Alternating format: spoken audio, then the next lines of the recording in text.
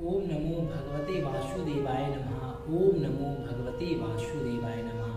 स्वागत करता हूं आपके अपने चैनल पे। मैं हूं राम गुप्ता। तो हर दिन की भांति आज हम साईनाथ महाराज को श्रीमद् भागवत बृहद सचित सुख सागर के तृतीय स्कंद का तीसरा अध्याय आपको सुनाने जा रहे हैं साईनाथ महाराज, और साथ ही आपके सभी भक्तों को, दर्शकों को भी सुना रहे हैं ताकि उनका भी कल्याण हो। भगवान वासुदेव जी, साईं बाबा जी, संकट की घड़ी आन पड़ी है दुनिया में, भगवान उसे खत्म करो और सबके जीवन में खुशियां ही खुशियां ला। तो चलिए प्रारंभ करते हैं। प्रारंभ करने से पहले पुनः आग्रह, इस महाग्रंथ के वीडियो को आखिरी तक सुने, बीच में बिल्कुल भी ना छोड़ें, अन्यथा आप ना सुने, क्योंकि आपके पास भरपूर समय है, आप सभी अभी घर पे हैं और सुरक्षित हैं। तो इसे अधिक से अधिक लोगों में शेयर भी करें और पूरा सुने, और अपने घर में भी किसी भी महाग्रंथ का पारायण प्रतिदिन चालू कर दीजिए, संसार में आ रही इस विपदा को खत्म करने के लिए। तो चलिए प्रारंभ करते हैं। तीसरा अध्याय है उद्धव द्वारा विदुर जी से श्री कृष्ण की प्रशंसा और भागवत स्तुति करना।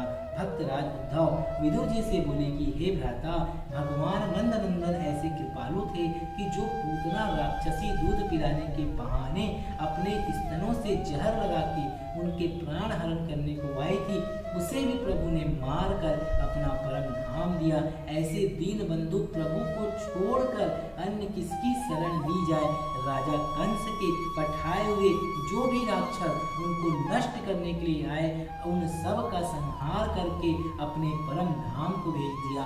उन्हीं प्रभु के इंद्र के गर्भ का चूर्ण किया और गोपी ग्वालों को वैकुंठ लोक का दर्शन कराकर उन्हें अपना चतुर्भुज स्वरूप दिखलाया। श्री कृष्ण चंद्र जी ने नंद बाबा की सांप के काटने से रक्षा की और वज्र गोपियाओं के साथ अनेकों रास लीलाएं की। उन्होंने शंख, चूड़, केसी, अघासुर, बकासुर इत्यादि दानवों का संहार करके अपने परम धाम को भेज दिया।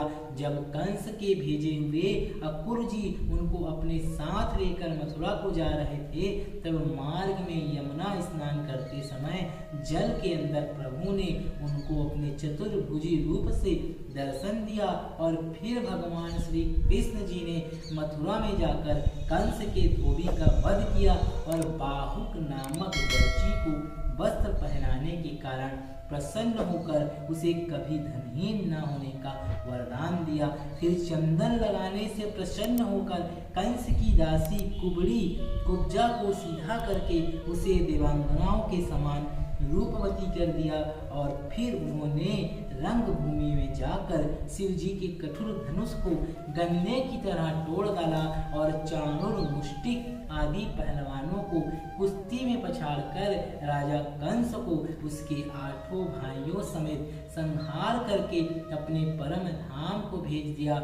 जिन परम ज्योति स्वरूप श्री कृष्ण चंद्र जी का ब्रह्मा, शिव एवं काल आदि त्रिलोकी नाथ समझकर उनकी भजन तथा स्मरण करते हैं, उन्हीं प्रभु ने सेवकों के समान राजा उग्रसेन को अपना भक्त जानकर उनके आदेशों का पालन किया।